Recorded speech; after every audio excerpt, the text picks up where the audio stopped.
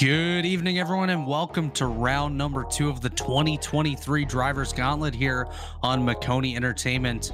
Last week in the Legend Cars at Charlotte, it was Zach Novak narrowly taking home the win over Josh Cottle, and tonight we find ourselves here at the Martinsville Speedway for round number 2.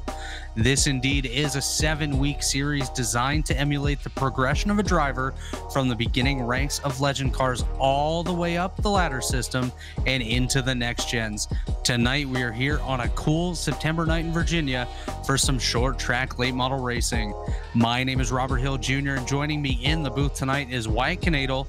Our producer is Ryan Bauer, and the cameras used here tonight have been provided by Dougie Beard. Race control for tonight's event is Brandon Davis. Wyatt, Martinsville is a legendary track and home of the Valley Star Credit Union 300 each September. Tonight we bring 200 of those laps to life here, right here on iRacing. Why don't you tell us a little bit about this racetrack? Yeah, most definitely, Robert. This track is a really fun track. It's nicknamed the Paperclip for a reason. If you look at the picture on the screen here, it looks just like a paperclip. The track distance itself is just over about a half mile, and it's located in Ridgeway, Virginia. It was opened in 1947, and the last major change to the construction, or the configuration, I should say, of this track was in 1999. It's very difficult to handle. We've got about 12 degrees of banking in the corners, but the straightaways are pretty flat. And, on a night when this thing's sold out, it can sell out about 65,000 seats, and that also includes about 50,000 Martinsville hot dogs. That sounds like a lot of hot dogs, that's for sure. I don't know if you've ever been here in person, Wyatt, but I haven't, and it's definitely on my bucket list to come and try at least one of those hot dogs. Not 50,000, but at least one. As you see on the screen here, tonight's race analysis. This is the late models, 200 laps around this Martinsville half-mile circuit. No fast repair, and it will be unlimited tire changes for these guys. So every caution, they can come down, get a new set, and keep going. Of course, tonight's setup is provided by our partners over at Maconi Setup Shop. They are a great partner of us here at Maconi Entertainment, and you will see up to 3 green-white checkered attempts. Of course, this is a tight oval, as you mentioned, Wyatt, just half a mile in length. And, we've got a fair bit of experience ourselves around this circuit. So from your own experience, what's some of the big challenges that these guys are going to face out here? Well, I think one of the things that we need to keep an eye on here is how these cars are exiting the corners. I know traditionally when you get back onto the straightaway that's very flat, it can be hard to get under power.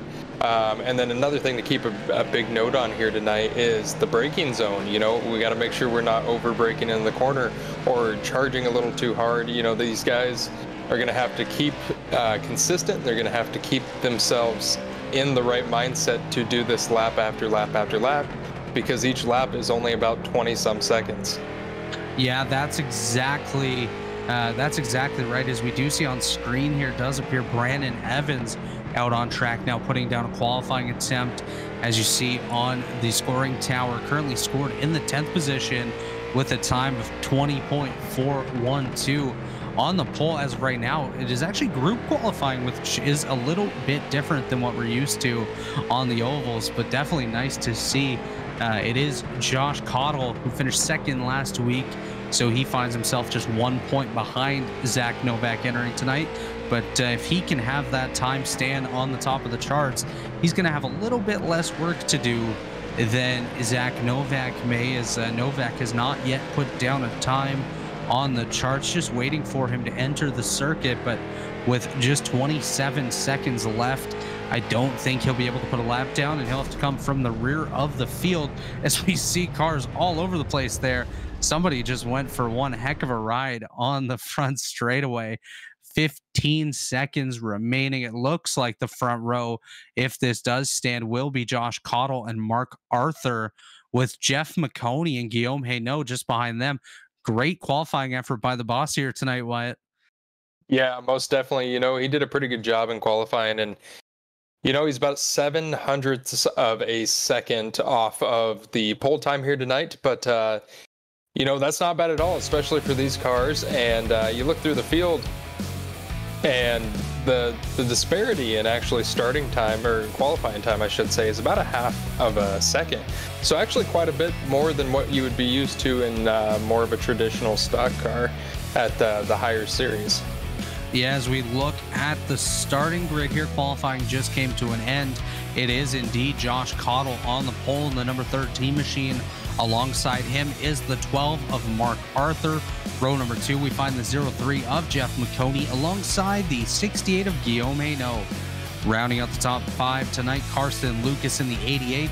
And in 6th there, row number 3, Blanca Gonzalez. 7th tonight is the 70 machine of Aaron Smith alongside the 5 of Jason Hertel. Justin Mons in the 41 and Brandon Evans round out row number 5. Wyatt, why don't you carry us through to the end of the field here? Yeah, absolutely. 11th starting tonight is Brian Zimmerman in the 28. 12th is going to be Joey Masevich, and 13th Eric Sellers. 14th Chris Wilhite in the 24. 15th Tanner Marr. 16th Kyle Wisner. 17th Jacob Reeves, and 18th is Dakota Bro in the 52 car. 19th position is going to be Perry Vance. 20th is going to be Brian Zabelski. 21st, Mark McNutt. 22nd, Zach Novak, who did not put a qualifying time down. And to round out the field, William Pruska. Yes, tonight's race, obviously these guys currently sitting on the grid, partly cloudy skies with 69 degrees ambient temperature out there, track temp of 72 degrees Fahrenheit with winds out of the northwest at 5 miles per hour. Wind should not play too much of a part here tonight, and of course we will be racing under the lights, so nice cool track temps to get these guys going. But I think the track temps are going to be the only thing that's cool out here. As you know, the energy is going to be high. These guys are going to be racing hot, and we're going to have one heck of a race out there. And one thing I do want to point out for those that are tuning into the Gauntlet series for the first time, of course, this is a fixed setup series. All setups have been provided by Maconi Setup Shop.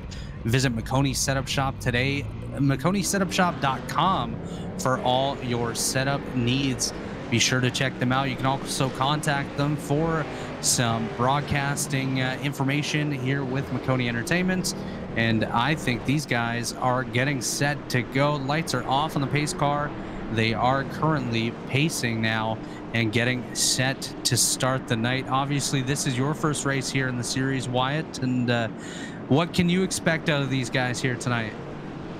Yeah, I'm really excited for this event here tonight. I think we're going to see a lot of aggression on these restarts.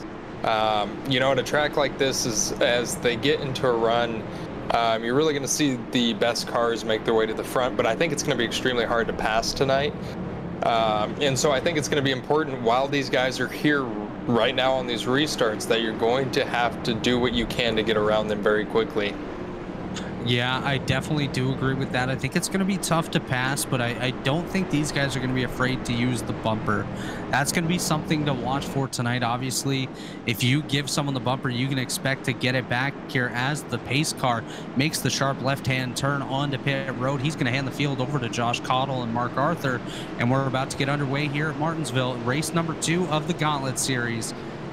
Green flag in hand, and we are underway here at Martinsville Speedway.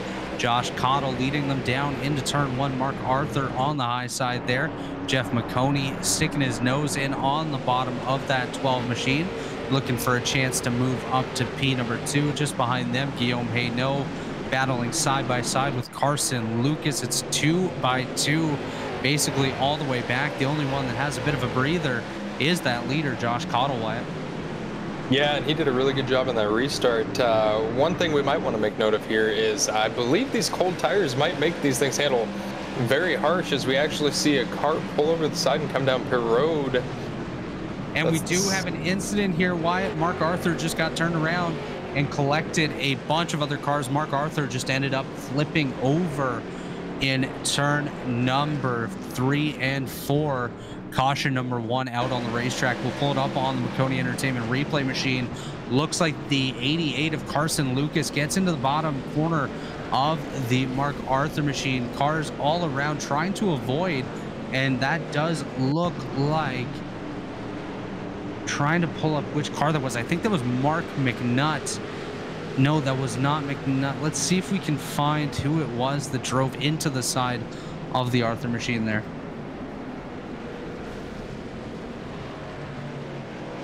I think that was actually Zach Novak, showing 15 on the side of the car. Let me just double check. That was indeed Zach Novak that got into the side of Mark Arthur and sent him for a bit of a tumble. So early troubles for the points leader here in the series, as well as Mark Arthur, who was looking very strong in practice and qualifying. Heavy damage to the Arthur machine. He may be done for the night, as of course we do not have any sort of fast repair in the series.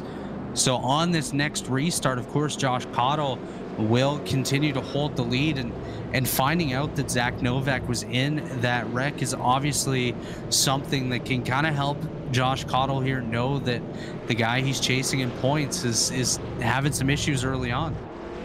Yeah, and you know, this early in a race, that's when you really tell yourself, hey, I've got a little bit of room to play with now. I don't have to be so aggressive to stay out front, knowing that Zach Novak, you know, could potentially have some severe damage throughout the remainder of this race. And I think he's going to be in a pretty good position to be a little more relaxed when it comes to being around other cars, not being so aggressive if he doesn't need to be. Yeah, looks like Zach Novak is okay. He doesn't seem to have too much damage on that car. Will be able to continue on. But one thing to point out here, Wyatt, that was only lap 2 of 200 here tonight. So if the racing is going to get that crazy early on, I can just imagine what it's going to be like on about lap 195 when it comes down to go time. Yeah, and assume these guys are that close together with 5 to go. It will definitely be a show that everybody has to keep their eyes on. You know, we saw that 70 car enter pit road there on lap 1, and we weren't too sure why, but I think it might have actually saved him quite a bit, because he was right behind the 88 car, I believe, who got into the back of the vehicle that spun around. I can't think of his name, to be honest with you. 12 of Mark Arthur, Wyatt. Yes, there we go, the 12 of Mark Arthur. So, you know, actually, on that topic, before we move on from Mark Arthur, the idea of him coming back out and retaliating is definitely something that we may see a little bit later on in this event. It is short track racing, tempers do flare, and when you get turned early on like that and end up flipping over, you're frustrated, and you're going to do whatever it takes to make that known. As the pace car turns down onto pit lane here, Josh Cottle and Jeff Maconi will lead us back to the green flag. Barney the flagman has the green flag in hand. Geico restart zone, and we are back under green here. Josh Cottle with another fantastic start. Jeff Maconi able to clear down into second place there on the bottom line. Just behind him, Guillaume Hayneau, Carson Lucas, and Justin Mons trying to battle it out. It looks like we're getting single file a little bit more than we saw in the last restart. So that is definitely a plus here, as we may get a bit of green flag racing in, but Josh Cottle showing some strength here on the short tracks in this series so far. Very strong last week, as we're right on board with Brandon Evans. Evans finds himself back in the 8th position, just behind Jason Hertel, and Eric Sellers is just chasing behind him. Nice to see another Maconi setup shop vehicle out there. Looks like he got a piece of the wall, which is actually very, very easy to do here at Martinsville Speedway. Yeah, most certainly is. And you know, I think we saw a little indication of the handling of these cars off of the corner exit there. It looked like it was going to be okay, but then it wiggled a little bit and ended up getting in the fence. We'll have to keep an eye on that tonight to see how that progresses, especially with a couple of these guys in dirty air.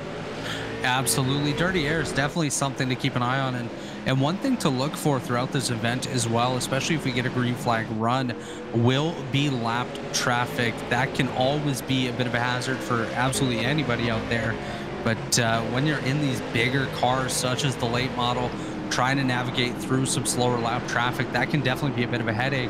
As we watch Zach Novak work his way up back through the field, up to P15 now. Doesn't look like he got too much damage in the incident with Mark Arthur there, and he is showing his strength on this Martinsville Speedway. Of course, Novak, the 2019 NASCAR Peak Antifreeze Series champion, not a stranger to success on these NASCAR ovals, and you see him all over the rear end of Reeves there, trying to find his way around. As Josh caught, we have a car around that is the 41 of Justin Mons. He is up on the fence here. Oh, and he got hit real hard sideways there on the curbing and whatnot in turn 3 and 4. That's a lot of damage to both those cars. As we briefly saw Justin Mons on the screen there, kind of showing a look of disbelief, like what just happened to put my 41 car up on the pit wall. So we look on the Maconi Entertainment replay machine. We see the 41 of Mons here entering into the corner, just gets a little loose, has a bit of help there. That's the 97 car of Eric Sellers, gets into him and just flips him up onto the pit wall. I wonder if Mons would have been able to drive back out of this, but I think he would have had too much rear suspension damage to be able to do so. Yeah, I'm thinking the same thing. It looks like the 97 might have gotten a little help there, turned into him. Just a chain effect of, you know, slowing down to avoid it, and the cars behind him can't see. It's an unfortunate break for Justin Mons. And yeah, as you can see right there, we just rode on board with Chris Wilhite, and he did pick up some right front damage after driving into the rear of the Eric Sellers machine. That's unfortunately tight short track racing, and not really anywhere Eric Sellers could have gone. If he would have gone up, he probably would have hooked the 64, and that's just really unfortunate for Justin Mons, as he ends up on top of the wall. Usually if you want to go to pit road, you got to go the long way around, but Mons decided he was just going to jump the wall and head there himself. As we are on lap number 16 of 200. Of course, Josh Cottle continues to lead over Jeff Maconi and Guillaume Hainaut up there.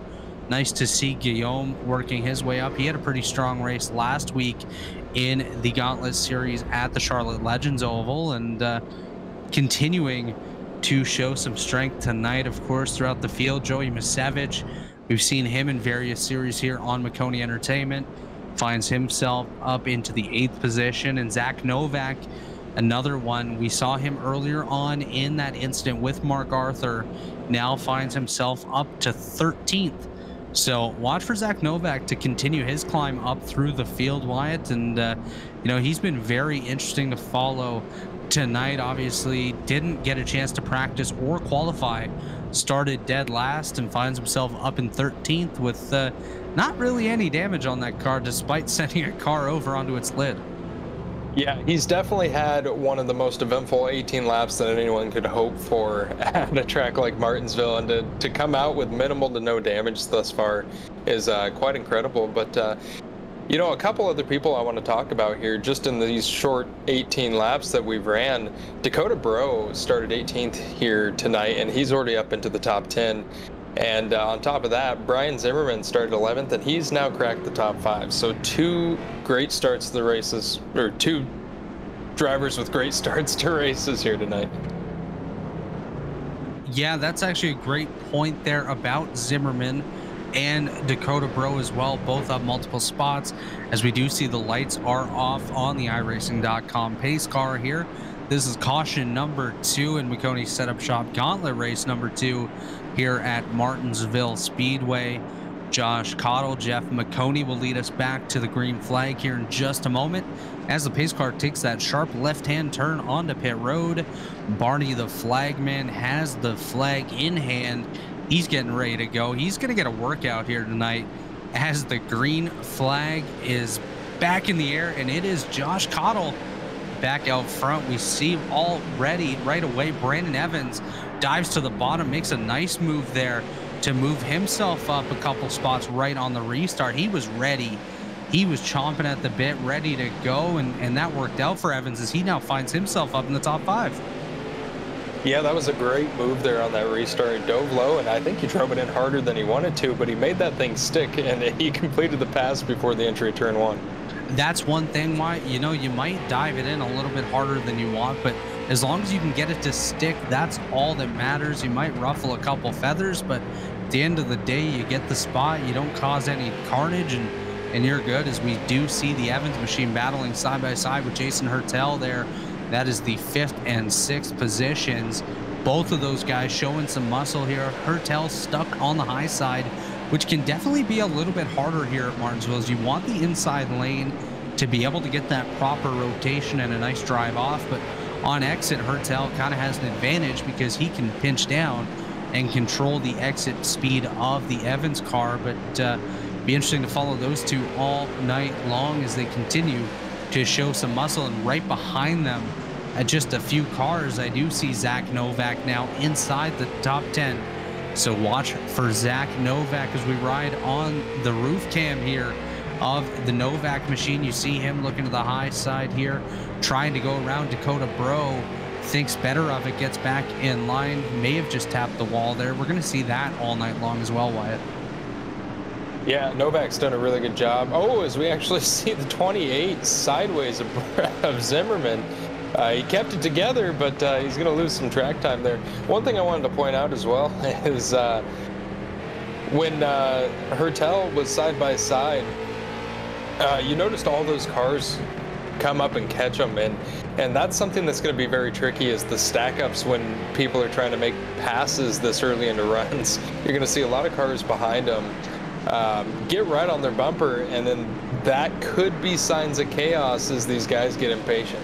As we just saw, 3 wide moment there. Dakota Bro got pushed to the back of the field there, as Zach Novak and Joey Masevich now battling side by side for the 8th position. You're going to see these 3 wide moments throughout the night. Most of them will not be on purpose, as these guys do not want to go 3 wide at a track that's barely wide enough for 2 cars, with 3, of course, as Novak continues to climb up into the 8th position. Back up front, Josh Cottle leads by about 2.5 tenths over Jeff Maconi, actually stretching that out a little bit more this time, as Maconi looking pretty good as well, battling side by side with Guillaume Hinault. Actually, I do apologize. That was the 15 of Mark McNutt, just going a lap down on the outside. Guillaume Hinault actually chasing down the Maconi machine at this point. Yeah, Guillaume's done a really good job tonight, you know, keeping that thing clean through the early chaos. I think he might have actually been in front of it for both those incidents, but you know, that's part of the short track racing too, is how well can you keep your equipment together, and he's doing a great job tonight. Yeah, as we see Jeff Maconi getting up to the rear bumper of the Josh Cottle machine, Guillaume Hinault just hanging in the wings here, the driver all the way from France, showing these guys that the French know how to do NASCAR as well. Maybe channeling a bit of his inner Jean Girard out here, showing that crepes, although they may just be little thin pancakes, are pretty darn good. Yeah, those are really good. And I don't know if there was contact made with the 28 of Brian Zimmerman or not, but he got all bent out of shape there. I wonder if Novak actually helped him out a little bit. Yeah, there may have been a little nudge from the Novak machine onto the back of Zimmerman, as we do see Zach Novak now up into the 7th spot, chasing down Jason Hertel. He just got by Brian Zimmerman and Joey Masevich there to move up into 7th. So Novak started 22nd, now up into 7th, up 15 spots from the start.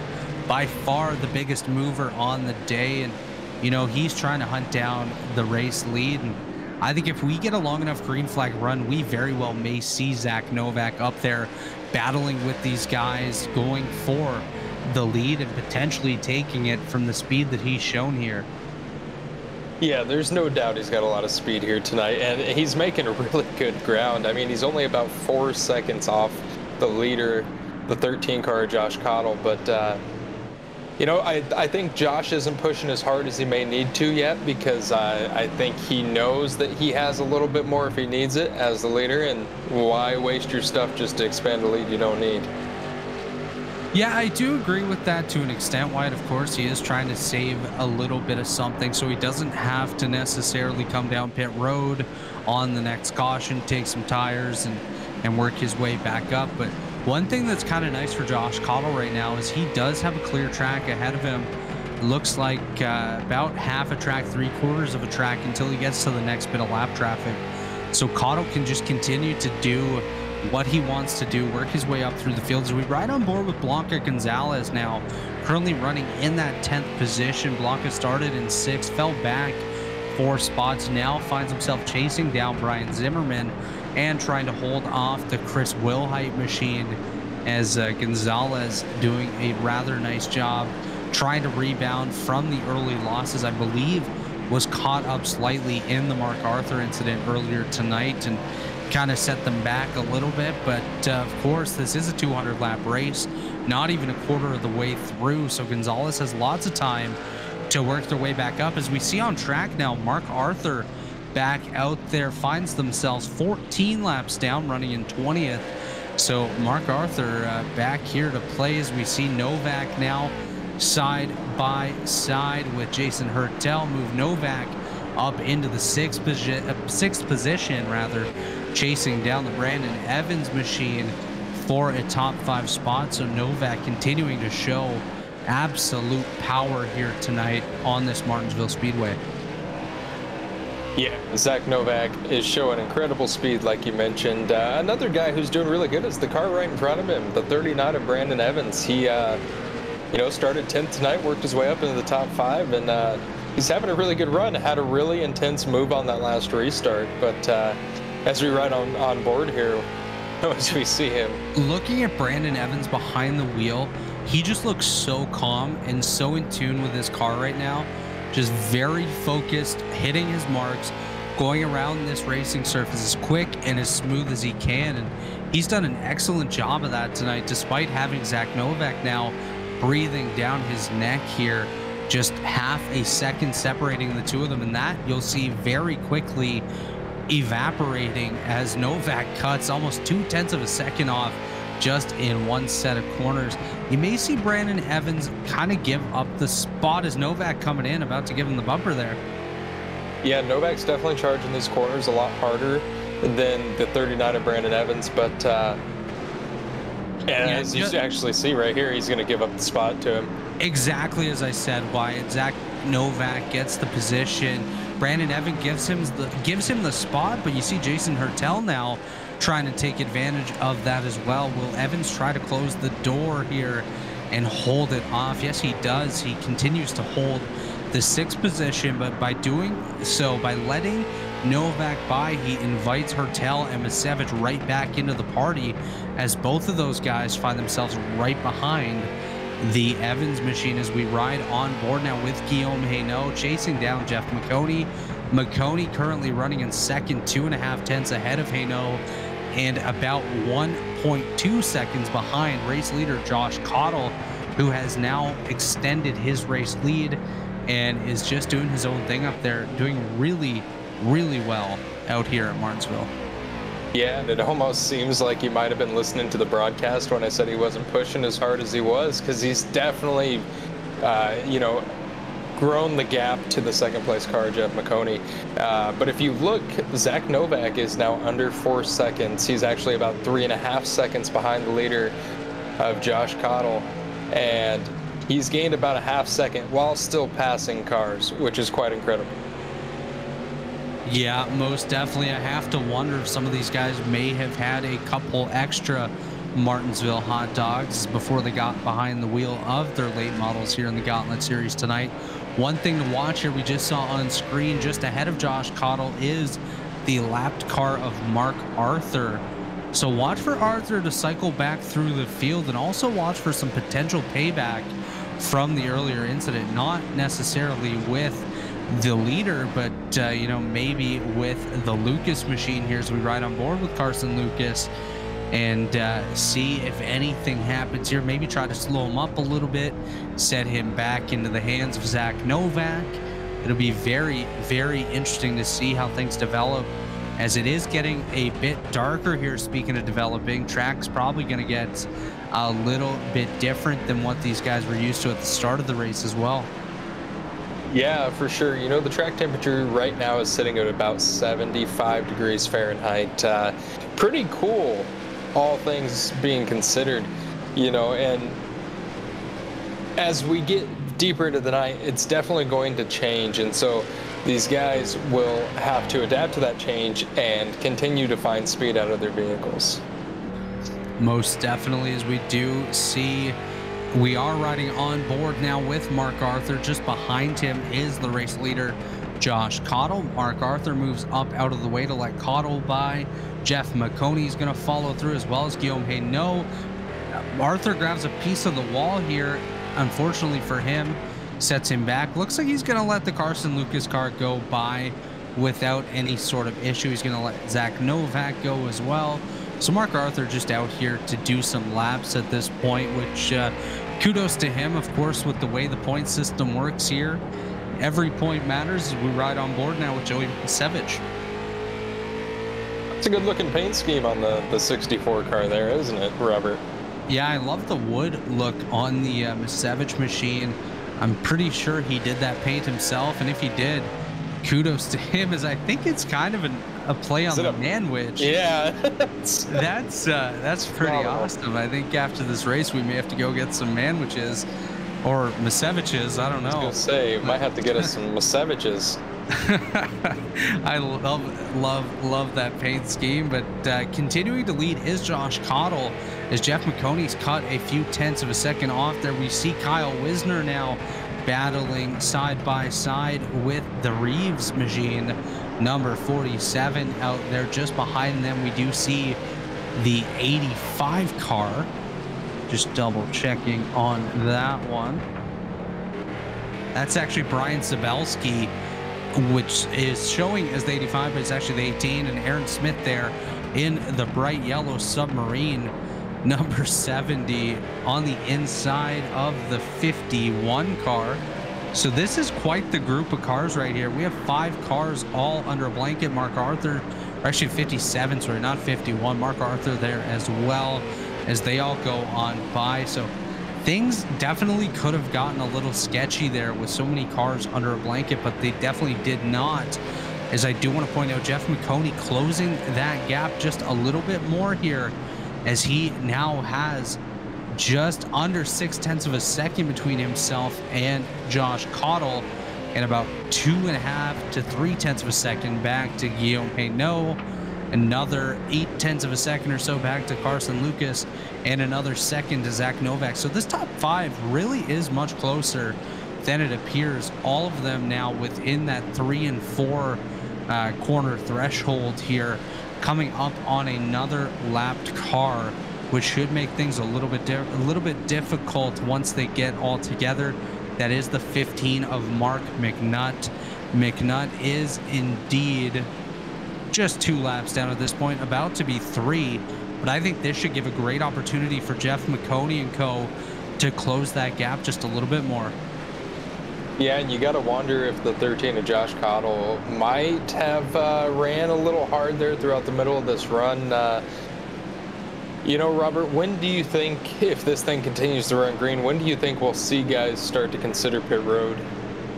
I definitely think it could last quite a while. We may be looking at about halfway before these guys do consider coming down. They don't need too many pit stops. But one thing to point out, thanks to our producer, Ryan Bauer, there is a lot of marbles up in the groove here. So that should be interesting, or up out of the groove, not in the groove, but just outside. So that could make it interesting if these guys end up a little bit higher on the racing surfaces. You can actually see it as they go by. You can see a bit of marbling up there on the top line. That can definitely affect the handling of these cars. Yeah, and you got to imagine that at this point in the run, these tires are potentially getting a little hot in the right front. You know, they might not be handling great anyway, so once you get up in those marbles and get on the dirty portion of the track, it's not going to help anything, and we might actually see more cars end up in the fence. You definitely may, especially as we do see once again the race leader chasing down the 12 car of Mark Arthur. That'll continue to invite Jeff Maconi and Guillaume Hainaut right back into the lead pack here, the lead battle. And, you know, one of them may end up having to work their way around the outside to try to make a pass. And, of course, with all those marbles down on the racing surface, that could make things very interesting as we see Jeff Maconi right onto the rear bumper of the Mark Arthur machine, gives him a little tap, letting him know to get up and out of the way as he is racing for the lead right now. Maconi's doing a great job here tonight, Robert. And, you know, we have a couple guys in the field that are just quiet sleepers. We mentioned him a little bit earlier, but Carson Lucas in the 88 has held the top 5 pretty much this whole race. Pretty quiet night, except for the contact with the 12. But, you know, overall, he's having a really solid night. As we see, sorry to interrupt, Wyatt, we see a side-by-side battle developing here for second place between Jeff Maconi and Guillaume Hainaut. That little bit of a holdup by the Mark Arthur machine immediately invited Guillaume Hainaut right back into the battle for second place, as we see Hainaut on the bottom, Maconi on the high side. Jeff Maconi just about to get into those marbles, as we see these two almost get into each other coming off of turn number 2, heading into turn number 3. Jeff Maconi gets back to the bottom lane, but looks like he may have entered a little bit too hot, as Hainaut just about got to the bottom. And one thing to look at right there, just behind them, is that Carson Lucas machine as well as Zach Novak. So what was a 2-car battle for second place just about now to turn into a 4-car battle, and things may heat up here. Yeah, and the guy who really wants to see all 4 of these cars battle it out for lap after lap is the leader, the 13-car Josh Cottle. He is looking in his mirror and loving this, as he has now gained a 2-second lead over Jeff Maconi. Just that little holdup from Mark Arthur gave Josh Cottle about a 1.5 seconds additional gap, as we see contact between Hainaut and Maconi there. Things getting rather close, but the holdup by Mark Arthur ahead of Jeff Maconi really allowed Josh Cottle to pull away a little bit, as we ride on board with Guillaume Hainaut here in the number 68 car, trying to find the opportunity to make a pass on Jeff Maconi, while also holding off Carson Lucas and Zach Novak, who are now breathing down his throat here. Yeah, these guys are very talented, and they're really showing it here tonight. You know, Zach Novak is up in the top 5, 3 seconds behind the leader after that restart, about 50-some laps ago. That's one heck of a drive, Robert.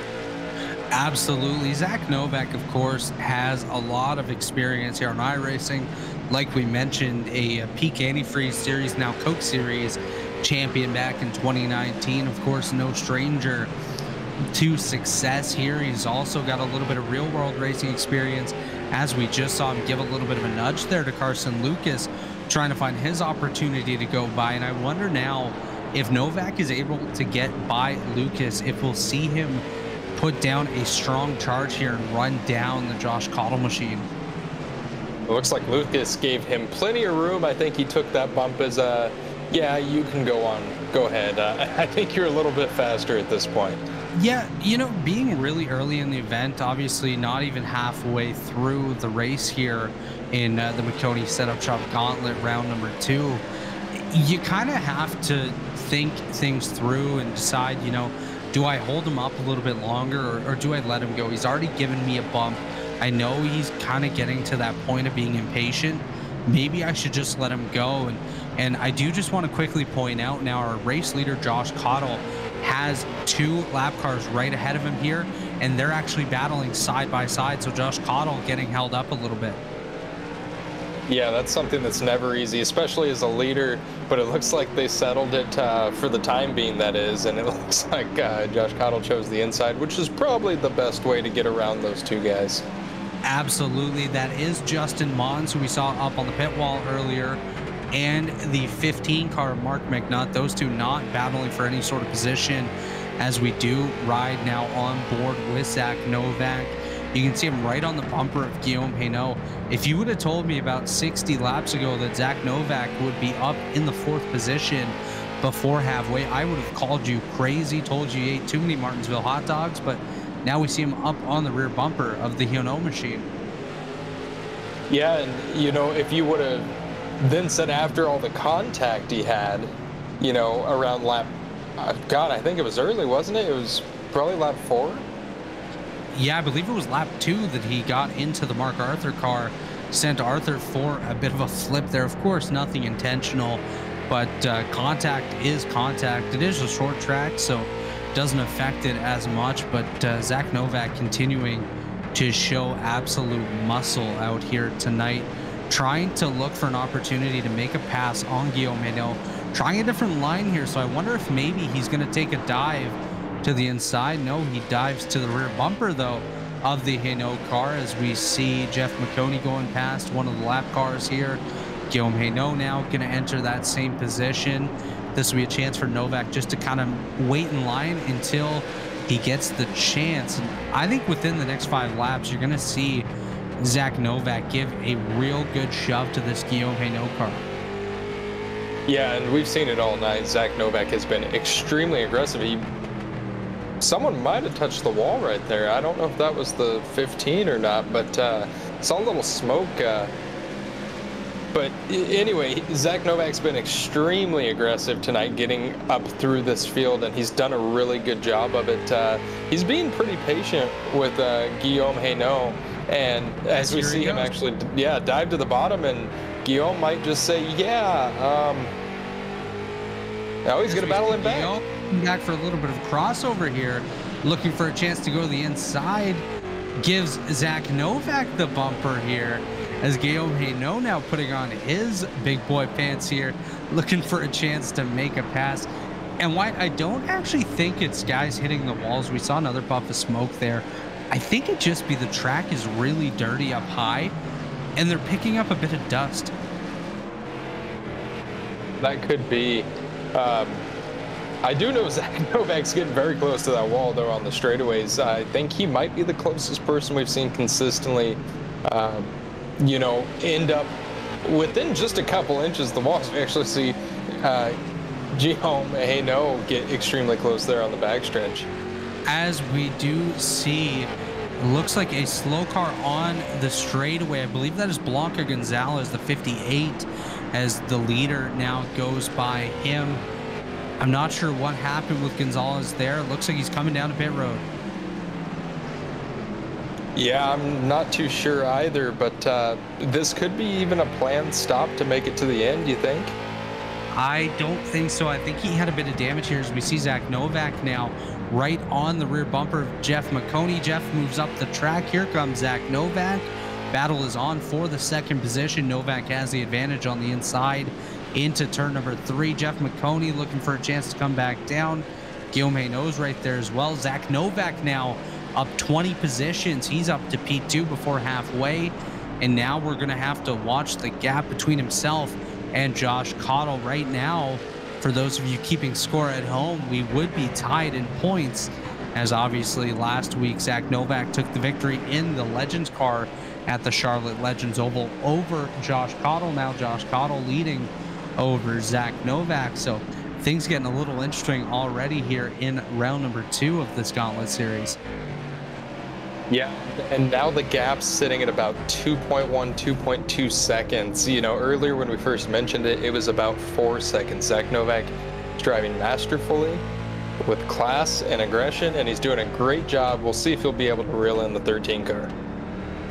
Yeah, that'll definitely be something to watch. As I do think that Zach Novak is the quickest car here tonight at Martinsville. As you can see, that gap about to drop below 2 seconds. Actually, it's climbing back up just a little bit. I think we're going to see a lot of fluctuation here in the next couple of laps. I do just want to give credit to the drivers. We had 2 early incidents, and we thought, okay, we might be in for a bit of a long night here, quite a few cautions, but these guys have really been able to clean it up and put on a bit of a show here. Obviously, I think this runs over 70 laps wide. I don't know if you have that number for sure, but I do believe we're over 70 laps green here.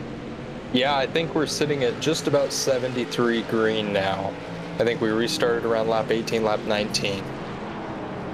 Yeah, it's pretty outstanding to see. Obviously at Martinsville, usually you get a couple cautions and all of a sudden you're under caution every lap. As we see Brian Sabelski here chasing down the number 4 car right ahead of him there, Tanner Marr, 0.2 of a second separating those guys. That's a battle for the 12th position. Obviously, we've been really focused on this front pack because there's been a lot of action, but all throughout the field here at Martinsville and on most short tracks, there's always a lot of racing going on within the race, and you see a great example of that here with Zabelski and Marr. Yeah, most definitely. And You know, the competition here tonight is absolutely phenomenal.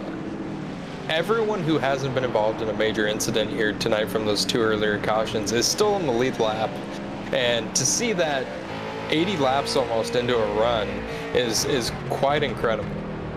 Yeah, you know, I do just want to give a quick update to those of you keeping score at home. William Kruska did not start tonight. Eric Sellers currently sitting on pit road. Mark Arthur on pit road. And Aaron Smith has called it a night. Otherwise, everyone else remains in this event. Started 22 tonight. And we are currently running, I believe, about 19 cars on track. So not too bad for a short track Martinsville race. As you do see Guillaume Hainaut now coming up to the rear bumper of Jeff Maconi. The boss man getting a little bit of pressure out there. Yeah, and he really hasn't had a whole lot until Guillaume Hainaut kind of just showed up on his bumper and said, hey, I'm here, let's race. As we see Mark McNutt going another lap down. One thing actually I just noticed as well, why sorry to cut you off there, Zach Novak now has that lead of Josh Cottle down to under 1.5 seconds. So Zach Novak is coming. You can see them both in the same picture here. Well, now you can't, as Josh Cottle just went off into the corner, but Zach Novak is on fire right now. Yeah, and with a pretty clean track. I mean, there's no cars between him and the leader, so he is going to be able to soak up to him really quick. Now, the real question is going to be, can he pass the leader as easy as he passed some of these other guys for position?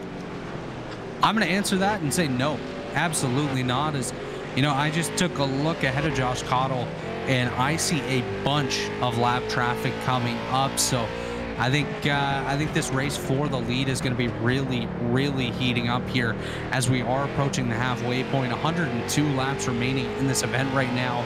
It is Josh Cottle leading as we ride on board here with not sure who that was there. Beautiful yellow machine though, as we see Josh Cottle coming around to take us to the halfway point here of tonight's race. We see Jeff Maconi coming up into some lap traffic. Yeah, and I think this is going to be kind of the tell throughout the rest of this race. As we see the Maconi Entertainment replay machine coming up, we see Jeff Maconi here just ahead of Guillaume Hainaut. Looks like Guillaume gives him a little bit of a bump, sends Maconi around. Jeff Maconi ends up in the inside wall, but we do stay green. Heavy damage on that right rear of the Jeff Maconi car.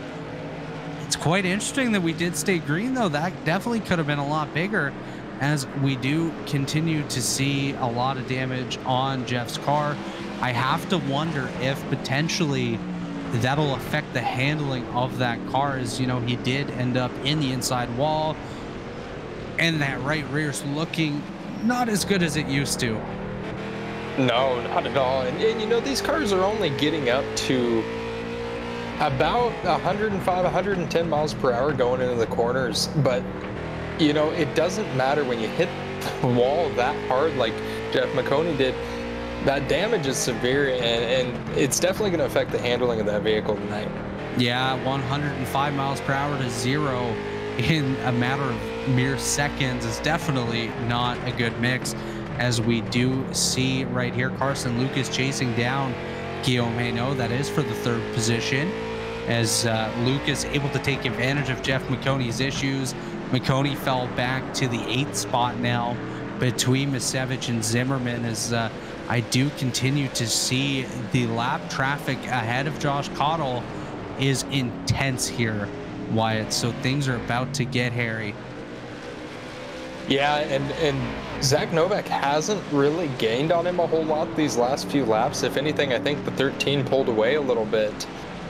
Once he gets to this traffic, it'll be a completely different story. But for the time being, the 13 car of Josh Cottle is doing a pretty good job maintaining that gap. Absolutely. Josh Cottle having one heck of a drive tonight, but just seeing all these lap cars off of the nose of the guy from Carolina here, Cottle, it's going to be interesting to see if these guys do give him the line to go, as you have to imagine a lot of these lap cars are battling for position as well. So they're not necessarily just going to move up and out of the way, as you see the number 42 car of Wisner looking to the inside of the lap car Mons here. trying to take that spot on the racetrack that is not a battle for position, but he does not want to get caught behind the lap car either. No, and another thing Josh Cottle's going to have to do here is be patient. He really hasn't had to be all race. He's been out front the entire race. He's led the most laps in this event that you can, and no one's going to take that from him for the rest of this race. So it'll be interesting as we actually see three wide action right ahead of the race leader, Wyatt. That is not what I would want to see as a race leader. Not that I lead races a lot, but if I saw that, I would be quite scared at this point as we see Josh Cottle trying to work his way through this lap traffic. I think he's gripping that steering wheel a little bit tighter. Those knuckles definitely popping out of his hand at this point as he gets through the thick of it, and now just a couple cars ahead of him. As you know, Zach Novak, of course, is going to have to work his way through this lap traffic as well. So not only is this going to affect Josh Cottle, but Zach Novak, as we see them battling right ahead of him here, he's going to follow through. That is the 57 of Reeves. Reeves chasing down Wisner here. Zach Novak to pit road here, Wyatt. Very, very quick to pit road, though.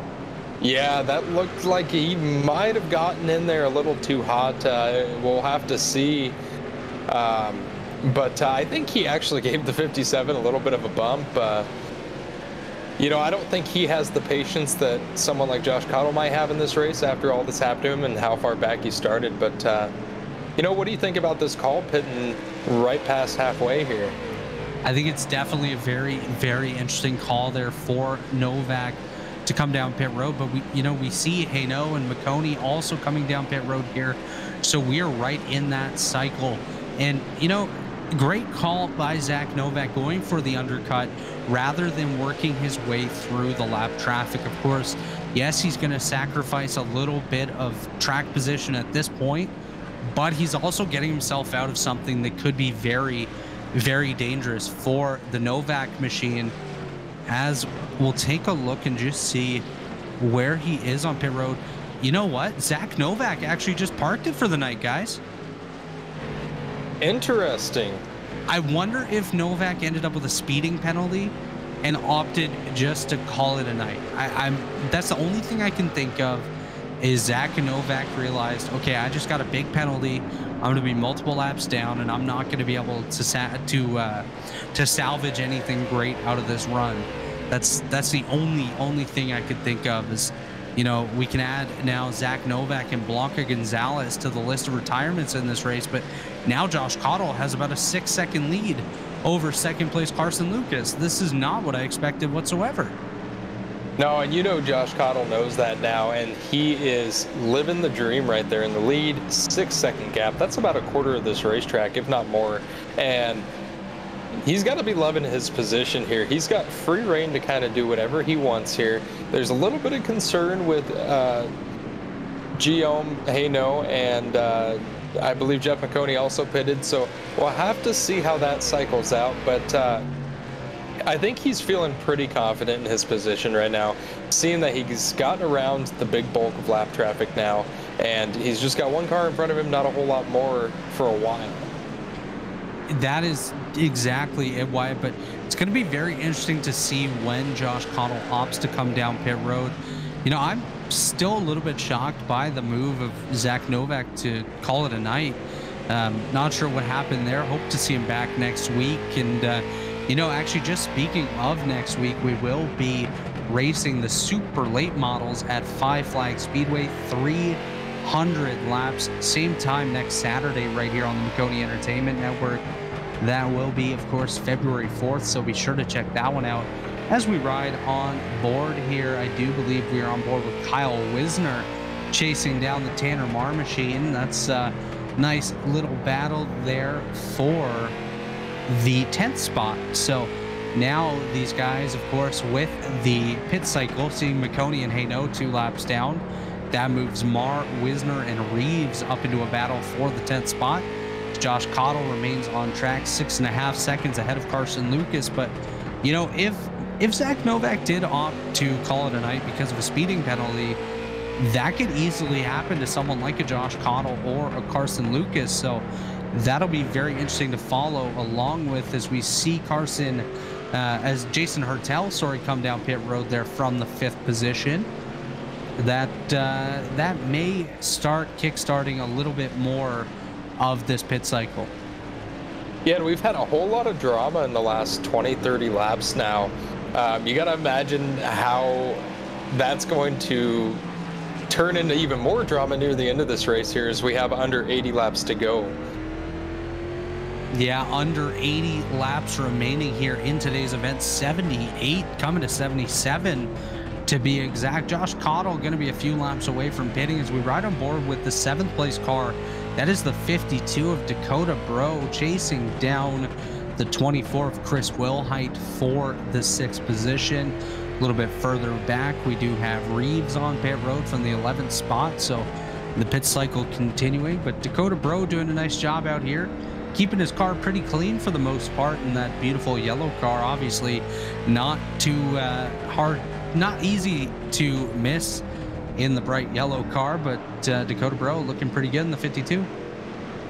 Yeah, and he's done a pretty good job. I believe he had a little bit of contact in one of those previous incidents, but he's been able to battle back pretty nicely as we actually see the 64 car now misses pit box by a little bit. That's Joey Masevich. Joey Masevich on pit road there in the nice Manwich look-alike car coming down pit road. You gotta think that Cottle, Lucas, Evans, Zimmerman, Wilhite, and Bro can't be too far behind here as we ride on board with Brandon Evans. Wonder if he's going to give any indications that he's coming down pit road. As we see once again, he just looks so calm out there. Yeah, that definitely wouldn't be me at a track like Martinsville, that's for sure. He is calm, cool, and collected, and you know, you can't be upset running 3rd in a race like this that's been green this long. Absolutely not. And of course, you know, this field is a lot of talented drivers, great skill all around. Dakota Bro now comes down pit road there from that 6th position as, you know, just a few cars left on the lead lap, left on track. Only 5 scored on the lead lap in Cottle, Lucas, Evans, Zimmerman, and Wilhite, as we do continue to ride on board here with Brandon Evans doing a great job out there trying to chase down the Carson Lucas machine and of course Josh Cottle, but Cottle just has one heck of a lead right now. Yeah, you know, when you have the field about almost a half lap behind you, it's always a good thing. It doesn't matter if it's a pit cycle or not. Having 5 cars on the lead lap is such a security blanket in case there is an incident on track, and I think that might be what Josh Cottle's doing. He knows he has a good lead, even with those guys pitting way before him. And he's doing a great job of just maintaining and kind of strategizing for the end of this race. And you know, one thing to point out, Wyatt, of course, with the differing pit strategies, you're going to see differences of pace as well. Of course, Josh Cottle is one of the quickest cars, if not the quickest here tonight.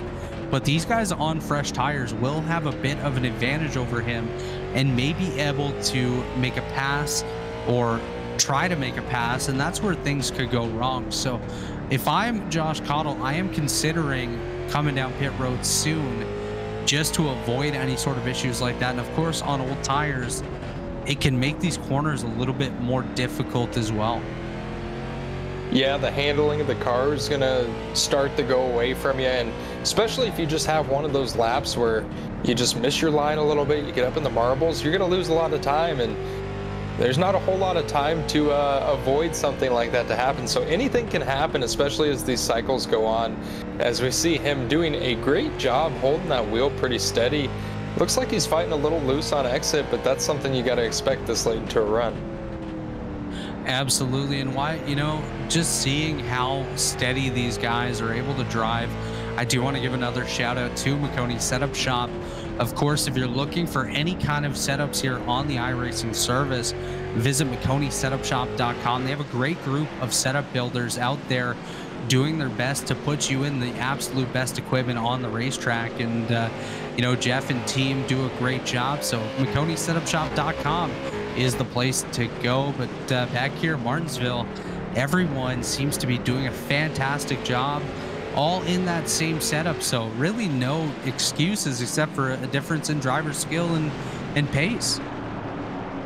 Yeah, and when you talk about pace, you're looking at it right now of that 13 car as he actually has a bit of lap traffic ahead of him now. He's going to have to maneuver through that fairly quick because it looks like the 52 of Dakota Bro is on his bumper with fresh equipment, and he is ready to go make up this time. Yeah, Dakota Bro is being scored 3 laps down, so lots of work to do to get back up there. But you can see that he does have a little bit of extra pace as he takes a dive to the inside of Josh Cottle. I think Cottle just noticed that at the last second as Joey Misevich comes through as well. And, you know, as I mentioned, these guys are going to continue to show that difference in pace as you see Chris Wilhite now side by side with the race leader. Josh Cottle able to stay in front of the Wilhite machine, but only 4 cars remaining on this lead lap here. You have to wonder if we were to get a caution here in the middle of this pit cycle, Josh Cottle comes down, we get a bunch of those cars back on the lead lap or 1 lap down. What could change here in this race? You know, does someone like a Brandon Evans, a Carson Lucas, Brian Zimmerman, do they have something for Josh Cottle with another opportunity to use the things that they learned as Josh Cottle's coming down pit road right now? Yeah, and I was wondering how late he was going to stay out. It looks like he might have pushed it all the way until he couldn't anymore, which really probably a good strategy. He did a great job navigating through that lap traffic and running some pretty consistent laps through all of that. Yeah, he definitely did a nice job out there. Obviously, Josh Cottle just looking to push it a little bit longer than the rest, see what he can do to make it to the end. He nails his pit box, it looks like, gets down there, hits his marks, obviously going to take 4 tires and fuel. They are a little bit of a longer pit stop as Carson Lucas and Brandon Evans also came down pit road here. Did he just take 2 right side tires? He just took 2. That was his strategy. He must have stayed out till he knew he could make it on enough fuel to just replace 2 tires. Now we got to see how that car is going to handle with the track wear and the worn out left side. So this will be very interesting. That concerns me a little bit when it comes to the handling. Obviously, I think Josh Cottle has a lot more experience in these late models than I do. But usually when you take just 2 right side tires after a long time, putting a lot of force and wear onto those tires on the left side of the car, it really unsettles the balance a little bit. And, you know, although you may see a guy like a Brian Zimmerman, Chris Wilhite, even Carson Lucas and co come down pit road and take 4 tires, they may have an advantage over Josh Cottle's. We ride on board there with Jeff Maconi. He was trying to do his best to work his way up through the field as we almost had an incident there with Dakota Bro and Joey Misevich. We're 3 wide right now. Yeah, this is the kind of racing you expect to see with about 10, maybe 20 laps to go. They're doing it with 55 to go, and they have no shame behind it. No shame indeed, as they have to do everything they can. Of course, these guys trying to work their way up. Joey Misevich still on the lead lap. Dakota Bro is multiple laps down, 1 lap down, sorry, as he's trying to work his way back onto the lead lap. But very interesting to see the intensity already picking up in the field. We ride on board again with Josh Cottle, currently running in the 5th place, chasing down the cars of Wisner, Zabelski, Wilhite, and Zimmerman. Of course, those guys still do have to come down pit road as we have Josh Cottle up on the rear bumper of Jeff Maconi. Maconi already 1 lap down, looking to maybe get a bit of a bumper here by Josh Cottle. Yeah, and when Maconi pitted, it looks like he got quite a bit of that right rear damage fixed. It's not perfect, but it looks a lot cleaner than it did after the incident. So I'm not sure if he stayed on pit road quite a bit extra time to get that fixed. The handling must have been quite off for him to have to do something like that. Yeah, it definitely doesn't take too long to get those cars fixed up. Just a couple whacks of the hammer, and all of a sudden you have what looks like a full race car again. As Josh Cottle continuing to try to work his way back up. We are coming towards the 50 to go mark, 53 laps remaining at this point. So laps are quickly ticking down here, 52 now to go in round number 2 of the Maconi Setup Shop Gauntlet Series. And again, like I mentioned, next week, Wyatt, these guys are going to be doing 300 laps in the super late models over at the Five Flag Speedway. So if you like this kind of late model racing, you'll love super late models next Saturday night as they go to the famed Five Flag Speedway. But this is Brian Zimmerman, your race leader right now on the screen. Right behind him, there is Chris Wilhite, the second place car, as these guys trying to hold off the race leader. And of course, you know, one thing to mention, these guys are not just racing for points out here, Wyatt. There is a $50 purse on the line for the race winner tonight. This series actually gives out $800 with varying prizes each week for the race winners. So that's pretty nice incentive for a little bit of racing. Yeah, it is, and these guys are showing why they're worth those $50. You know, we've had a very clean race for about, I don't know, 130 laps now. We had a bit of a rough start, as we mentioned before, as we ride on board with Josh Cottle in the 13 car. He is now caught up to, I believe that to be That is Guillaume Hainaut, the first car 1 lap down, Wyatt. Yeah, so he's going to make pretty short work of him. Looks like the strategy for Guillaume did not work out the way he wanted it to. But, you know, going to these leaders now who haven't pitted yet, what is their play at this point? Hope for a caution? What are you thinking?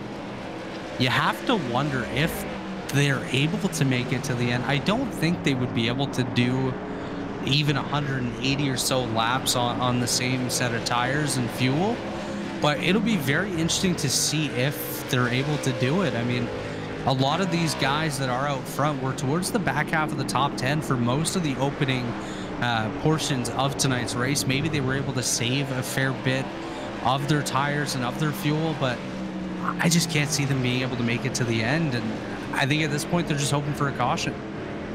Yeah, and I don't know if any of these guys pitted under one of those previous cautions early in the race, but still 180 more laps seems like a little bit too much, like you were saying.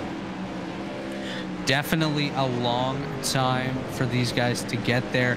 You know, I'm just taking a look through to see when these leaders last pit. You just give me one quick moment here. Yeah, looking at the leaders, they are 157 laps or so into this stint. So they've been out there for quite some time. Third place is on the newest tires, of course, that is Josh Cottle now. So quite interesting to see these guys trying to make it a long distance. But Josh Cottle now just over 2.5 seconds behind these race leaders. So you know Josh Cottle is going to be up there in the race lead probably within the next 10 laps or so, maybe even less. Yeah, most definitely. And you know, another thing it could be, this could just be a points play. They might be thinking they can go in there, take a splash of fuel, stay on those old tires, and gain a spot or two on the track overall from where they were running before this sequence began. Now, I'm going to ask you this question, and I don't usually like to ask it, Wyatt, but do you think we're done with the yellow flag here tonight? Oh man, you can't ask me that. That's the commentator jinx you are referring to right now. You're trying to get me to do it. I won't ask you who's going to bring it out, but will somebody bring out the caution flag here? I don't think so. I think these guys are too talented. They know what they have. They have been running for quite a long time. They're in a groove. I don't see it with how spread out these cars appear to be right now around the track. You really do have to wonder, as we see right now Chris Wilhite leading over, second place now over Josh Cottle, just about 3 or 4 tenths of a second separating those two cars. So Josh Cottle should be moving up into the second position within the next lap or two, as we'll see what Chris Wilhite does. Does he stay out? He'll stay up here, let Josh Cottle go by on the bottom. You know, you might be right when you say it's a points place. We see somebody get up into the outside wall there. Yeah, and I don't know if he had help or if he was just slow and he was in the way of one of the lead cars. That was interesting. That is the 85 of Perry Vance. This is definitely interesting here. as Perry Vance did get up into the outside wall. And we will pull this up on the Maconi Entertainment replay machine here. We see the 85 of Perry Vance heading down into turn number 3. Yeah, he just got in there way too hot. Wyatt sent him up into, barely gets the outside wall. So good job by Perry Vance minimizing the damage on that car. But, you know, just looking at the leaderboard, we're about to lose a couple more cars from the lead lap here momentarily. Leader should be coming up on Joey Masevich here momentarily, which should put him a lap down. And then quickly after that, they should get to the Evans machine, and Mar not too far ahead of him either. So we're definitely cycling our way through these lap cars here as we watch Josh Cottle trying to get to the rear bumper of, I believe that is Brian Zimmerman, just ahead of him. Yes, it is. This is a battle for the race lead, guys. Yeah, it is. And, you know, I don't think the 28's going to have the tires to hold him off for long, if at all. He might just be running this till he gets past, then decide to go and bring it down pit road or something along those lines. But what do you think was going through the mind of Josh Cottle when he saw the 85 up in the wall like that? I think Josh Cottle might have even zoned it out, if I'm honest with you, Wyatt. He's so focused on this Brian Zimmerman machine that he's going to do whatever it takes to get up there and get by him. As you see Josh Cottle now diving in there to try to get to the rear bumper of Brian Zimmerman. He's going to work on the Zimmerman machine, try to get him out of the way momentarily. I wouldn't be shocked to see a little bit of bumper action here as Josh Cottle now gets to the rear bumper of Zimmerman, looking to the outside, dives back down. You may see him dive to the bottom here. He'll just stay in line. I don't know if he's going to be able to get him before Brian Zimmerman pits, because you have to remember Josh Cottle only on 2 tires. Yeah, and you see Brian Zimmerman is working to keep this lead. He's running a very defensive line into the corners. He's going about a lane lower than the wall on entry to avoid the 13 car getting under him. So he's racing for this lead. He's not just going to give it up. Okay, so I'm gonna bring this into the picture here, Wyatt. Do we think Josh Cottle maybe gives Zimmerman a big chunk of the bumper and potentially spins him out here? You know, I think it depends on the patience level that the 13 is going to have with him. I'm not sure. He seems quite a bit faster, but we've ran into this problem tonight where, yeah, your car may be faster, but can you get around him? And how long? As we see Josh Cottle, there he goes. He takes the race lead. Brian Zimmerman moves up out of the way, lets him go by. As you were mentioning, Wyatt, it's definitely on the patience level, but if you're Josh Cottle, knowing you're on 2 tires, a bunch of the other guys are on 4 tires, you have to go, because eventually it's going to balance out, and your left side tires are going to be the difference in if you're going to win or not. Yeah, and not to mention, if a caution does come out, are those 2 tires going to be enough for those guys that took 4 on that previous stop? As we ride on board with Tanner Marr here, he is up 8 spots from the start. Started back in the 15th position, finds himself in 7th. Of course, Tanner Marr taking advantage of some of the other people's misfortune out here tonight. But, you know, at the end of the day, on the result sheet, they don't ask how you got there. It's just that you did get there. And Tanner Marr doing a great job here tonight, chasing down the Brandon Evans machine. They're about 1.2 seconds apart as of the line last time. So we'll watch for Tanner Marr to work his way up, potentially get himself up into the top 5 should he have the opportunity to do so. But no matter what, Tanner Marr has done a fantastic job tonight. But I do want to point out our biggest mover of the evening here, why it is indeed Brian Zabelski, up 16 spots, started in 20th, currently finds himself up in 4th. Yeah, he's done a really good job. That thing's pretty clean. I don't see much of anything on there. He's really kept that thing clean. You know, worked his way up from the 20th position, and as he actually got a little loose there in the center of the corner, bobbled a little bit. Because you were talking about him there, Wyatt. He got a little nervous.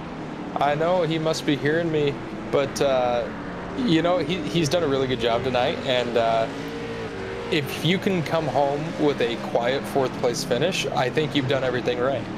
Absolutely, as we are at 24 laps remaining, less than 25 to go, 23 now. The laps are going to continue to tick off really, really quickly here. As again, you know, I have to go back to this. We had 2 early cautions. Why? We've had nothing since. So I'm really, really impressed by these drivers. This has been great work for everybody involved as we see Jeff Maconi make a move now. And he's going to make the pass pretty easily. Sorry about that. But, you know, he is currently running in the 11th position after that contact with Guillaume Hainaut, and not the finish that he was probably looking for, running second for most of this race. But if he can battle his way up into the top 10, I think you still have to be proud of that. Yeah, absolutely. Knowing Jeff, he's definitely going to be disappointed if he doesn't work his way up any further. But, you know, rebounding from the heavy contact he had earlier tonight definitely does show the perseverance that we see behind the wheel of that 03 car. As you know, we do see Josh Cottle battling side by side with Joey Masevich. Masevich not giving up easily. He's trying to hold on to the last lead lap spot here as caution is out on the racetrack. Oh my goodness, that is going to change a lot of things. That's the 85 of Perry Vance. You know, he had an incident earlier that did not bring out the caution. This one did. And this is going to make things interesting because you have to imagine Zimmerman, Wilhite, Zabelski, and co are going to come down pit road. But does Josh Cottle, as we see Perry Vance here coming around, passing the start finish line here, going into turn 1. Yeah, again, same thing we saw in turn 3, just gets in hot, sends his car around, except this time he does nail the inside wall a little bit. These guys do a nice job of avoiding him here. I think Brian Zimmerman nearly clipped him there, but was able to get by. As I'm going to have to watch who comes down pit road here, because if Zimmerman and Wilhite take 4 tires, I think that makes Cottle a sitting duck. He has to pit here, right, Wyatt? He does, but does that mean everybody on the lead lap's going to go with him? Because it's going to be hard to make up 6 spots with less than 15 to go. So I see Jeff Maconi comes down there, as well as Brandon Evans, but it looks like Wisner and co do stay out. Zimmerman goes down pit road there. Interesting to see Josh Cottle staying on the racetrack.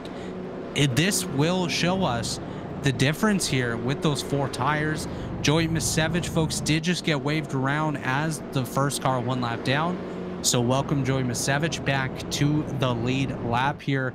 Looks like we're going to have roughly 8 cars on the lead lap when we go green here in just a few moments. But this will be a quick sprint to the end of the race if we stay green. But I think at this point now, having everyone on top of each other, giving these guys such as Kyle Wisner, Brandon Evans, Brian Zimmerman, Brian Zabelski, Tanner Marr, Joey Masevich, and Chris Wilhite the best opportunity they've had since the start of the race. I think we're going to see more carnage. Yeah, this is a recipe for disaster, especially for potentially the 13 car leader for a majority of the race here tonight. You know, when you look in your rearview mirror on this restart, you better hope you see 2-3 car links, and you better see them still side by side behind you, because if you don't, you're in trouble. Knowing the trends at Martinsville and how these races go, I think now's a good time to remind everyone at home that we do have up to 3 attempts at a green, white, checkered here tonight. So I think we may dip into those a little bit later, Wyatt, as I definitely do expect someone like Brian Zimmerman to send it into the back of Josh Cottle here. He's on fresh tires, 4 fresh tires. Josh Cottle's on 2, and those aren't even 2 fresh anymore. So we're going to see a big difference between these guys as the pace car making that sharp left-hand turn onto pit road here. We're about to get going green once again. 14 laps will be remaining when we take the green flag. Barney, the flagman, does have the green flag in hand as the guys come into the Geico restart zone here momentarily. Green flag in the air, and it is Josh Cottle back on the loud pedal. Here comes Brian Zimmerman right behind him, battling with Kyle Wisner.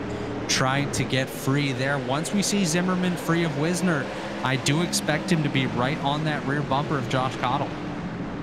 How hard is the 42 going to make this for Brian Zimmerman? And not hard at all, apparently, as he actually gets cleared here now. So he is ready to set sail with his 4 fresh tires. Wisner get up into the marbles there, up out of the groove. There we go. We're back under caution. We are wrecking in the back. Here we go, Wyatt. The 13 needed that caution because he knows he can get a good restart. There he is, the 42, Kyle Wisner. He was on an older set of tires. We'll take a look on the Maconi Entertainment replay machine here, thanks to Ryan Bauer, our producer. Looks like Brandon Evans on the inside. Wisner just sends it. He sent it into turn 3, got up out of the groove. There's Guillaume Hainaut. There's Zabelski. I believe that is the 57 machine. Also gets into the side of him. That's Jacob Reeves.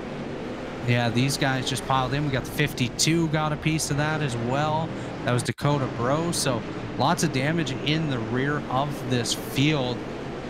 You got to feel for guys like Guillaume Hainaut there. He was so strong all race long, and he just picked up a big chunk of damage.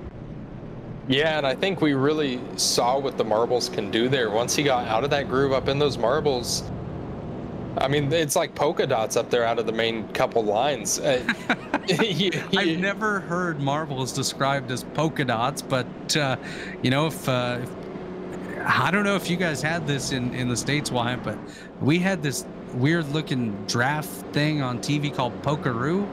Is that something that was in the States too? Well, I'm over here on the West Coast, and I'm going to say more than likely I've never heard of it. All right, so if you're Canadian here, I'm just thinking of Pokeroo right now with those polka dots out on track. But Josh Cottle currently leading, Brian Zimmerman, Brandon Evans, Joey Misavage, and Chris Wilhite. Also on the lead lap is Tanner Marr, Brian Zabelski, and Kyle Wisner with just 10 to go now. We're going to be coming to 9 laps remaining. I do want to give a quick shout out to Brandon Davis, our race controller tonight. He was perfectly on time with that yellow flag call right there. Prevented what could have been a bigger incident and kept it to a couple hits for just a few guys. So we're going to be probably 8 laps to go. Yeah, you know what? We have to give a shout out. I just found out Guillaume Hainaut's mother is watching in the chat from France. It is 2:23 in the morning there. So good morning to Guillaume's mother, bon matin. Welcome, bienvenue. And we hope you're enjoying the show. Yeah, that's fantastic to see. You know, thank you for tuning in and watching.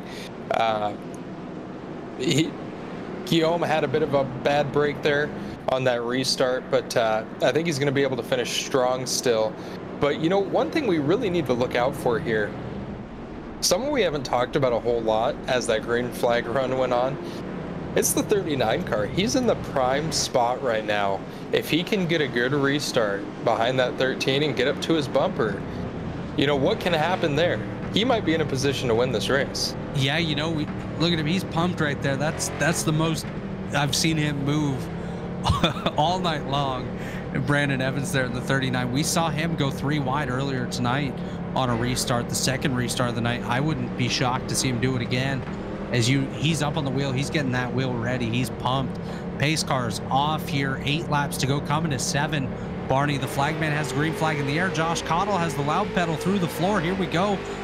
That's a lane change by Brian Zimmerman. Not sure on the lane change rule here, but Brian Zimmerman right down to the bottom. Joey Misavage coming on the outside there of Brandon Evans. They're battling for third as Josh Cottle does get ahead here. Here comes Brandon Evans and Joey Misavage to the rear of Brian Zimmerman.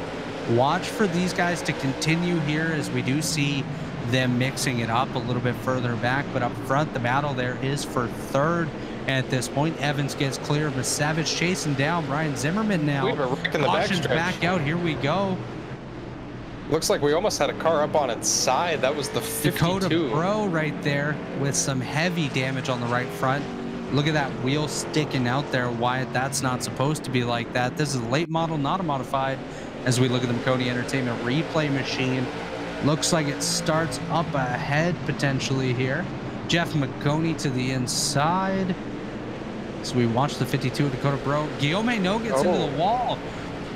And that triggers a bit of an incident there for Dakota Bro. Goes for a bit of a tumble, a bit of a spin like a top there. As we also had the 88 car in there. That was Carson Lucas and Guillaume Hainaut. Wow, Dakota Bro went for a ride. Yeah, and it looks like another situation there where he got up in those marbles and it just didn't turn for him. The polka dots, man, they're everywhere. Yeah, the tire polka dots, as you said there, Wyatt, out on track, definitely grabbing these cars. Jeff Maconi, guys, did just get the wave around, welcome him back to the lead lap. So the boss man looking for a chance to play, as Jason Hertel did just come to pit road there. So another car getting some damage fixed. As on this restart, looks like we may enter the green-white checker territory here. I do believe we will, as it is out front. Josh Cottle, Brian Zimmerman, Brandon Evans, Joey Misevich, and Chris Wilhite rounding out the top 5. Just behind them, Tanner Marr, Jeff Maconi now up to 7th on the lead lap, Jason Hertel in 8th. Guillaume Hainaut still in 9th, so Guillaume's mom, you're happy there. He's still in the top 10, first car 1 lap down.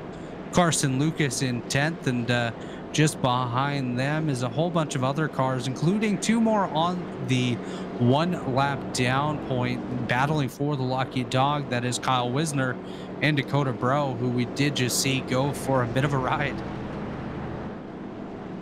Yeah, now we're at a point in this race as we come to our first green-white checkered. The pace car's lights have been turned off. We will go green next time by.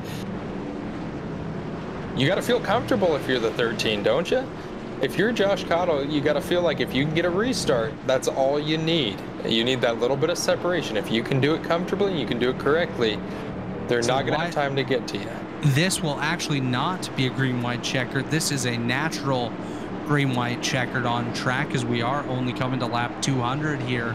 So Josh Cottle will take the green flag with a natural 2 laps to go, but Brandon Evans is right there this time once again.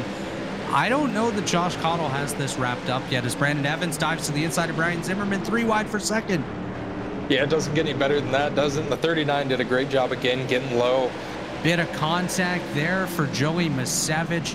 If we do see the white flag this time with Josh Cottle, it will be 1 lap to go. Yes, it will. Next flag. Oh, that was actually the checkered flag. 1 lap shootout, I do believe there, as Josh Cottle takes the victory here tonight at Martinsville.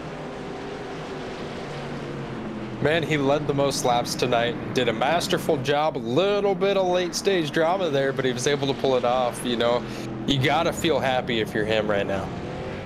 Yeah, I thought we had 3 green-white checkers here tonight. I guess I was wrong, as we do see Josh Cottle come around for the victory. They're going to line up there. Brian Zimmerman in 2nd and Brandon Evans rounding out the podium.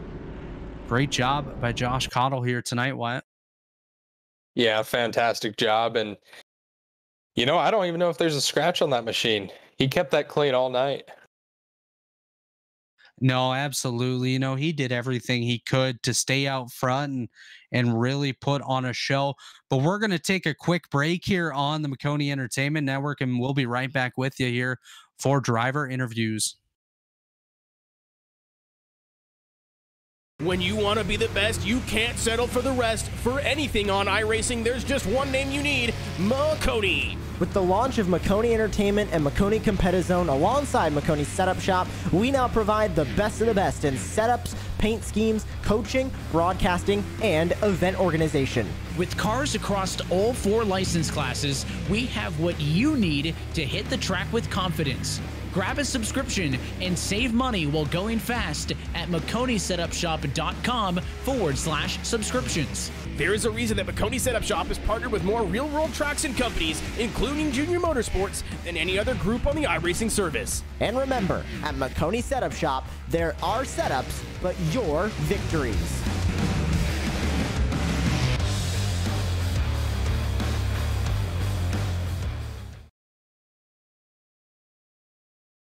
And we are back here at the Martinsville Speedway. That was round number 2 of the Maconi Setup Shop Gauntlet Series. Of course, Josh Cottle taking the victory by almost half a second over Brian Zimmerman there. Brandon Evans came home in the 3rd position. Joey Misavage and Tanner Marr rounding out the top 5 tonight. Chris Wilhite coming home 6th, with Jeff Maconi battling back from heavy damage to finish 7th. Jason Hertel 8th. Guillaume Hainaut there 9th. And rounding out the top 10, Dakota Bro. Wyatt, why don't you take us through here? In 11th, we have Kyle Wissner. 12th, Carson Lucas. 13th, Jacob Reeves. 14th, Brian Zabelski. 15th, Perry Vance. 16th, Mark McNutt. 17th, Justin Mons. 18th, Zach Novak. 19th, Blanca Gonzalez. 20th, Aaron Smith. Rounding out the field, Mark Arthur, Eric Sellers, and did not start tonight was William Kruska. As we do have our podium finishers standing by here for some post-race interviews here, and we do have our race winner, Josh Cottle, standing by with Wyatt Knadel. Josh Cottle, you did a fantastic masterclass job tonight, leading the most laps, doing everything you could to put yourself in a place to win here tonight. Little late drama, but you came home with the win. Congratulations. How's it feel? It feels pretty good. Thanks, guys. I just feel like I saved my tires enough to stay out there at the end, and hopefully the cautions kind of helped me there to everybody's tires to equal out, but we hanged on and came home first. Yeah, and we were up here in the booth, seeing you staying out when that initial caution late in the race came out. Talk to us about that strategy called a stay out. What was going through your head when you saw other guys come down pit road there? It was super risky. I feel like it was a 50-50 shot. If I pit and a bunch of people stay out, I was going to be in trouble. But if I didn't pit and a bunch of people, I could probably hang on. So I just took I just tried it and see what happened. And it worked out. Well, you did an absolute phenomenal job tonight. You led the first 100 something laps consecutively before that pit stop.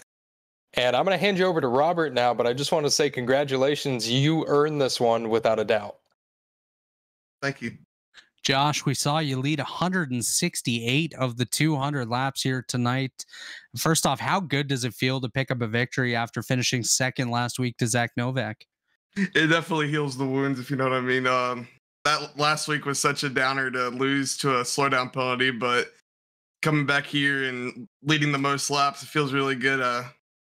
Very happy with tonight's performance. Absolutely. And looking ahead to next week, we go super late model racing at the Five Flags Speedway. Do you have much experience in that car and that track combination? Oh, yeah. I'm a big fan of the short track, so I'm super excited for next week and to see what it has. I bet it's going to be some really good racing, but also some beating and banging. I wouldn't be surprised. So I'm pretty excited about it. We definitely look forward to seeing you out there next week at Five Flags. Before we let you go, is there anyone you want to give a shout out to? Yeah, man, I want to thank y'all for doing the broadcast. And thank you to Maconi for putting this series on. I'm pretty excited to be running these races and ready for next week at the super late model. Thank you to the shop as well. They always help me get better in these cars. I couldn't do it without them. Thank you to Cottle Captures on Facebook, Rocket iRace Wraps, and yeah, that's it. Well, once again, Josh, congratulations on the victory, and we will see you next week in round number 3 at Five Flags Speedway. Appreciate it. Wyatt, that was Josh Cottle, our winner here tonight. Next up in the booth, we do have our runner-up, Brian Zimmerman, standing by with you. Brian Zimmerman, 2nd place here tonight. You led 30 laps. Talk to us about that last restart and what you needed a little bit more to maybe get a chance to pull out the win tonight. To be honest with you, Wyatt, Josh just had so much speed, man. He was quick. I had fresher tires. We came in down, took those 2, and I just didn't have anything for him. He took 2 also, but he's a quick driver.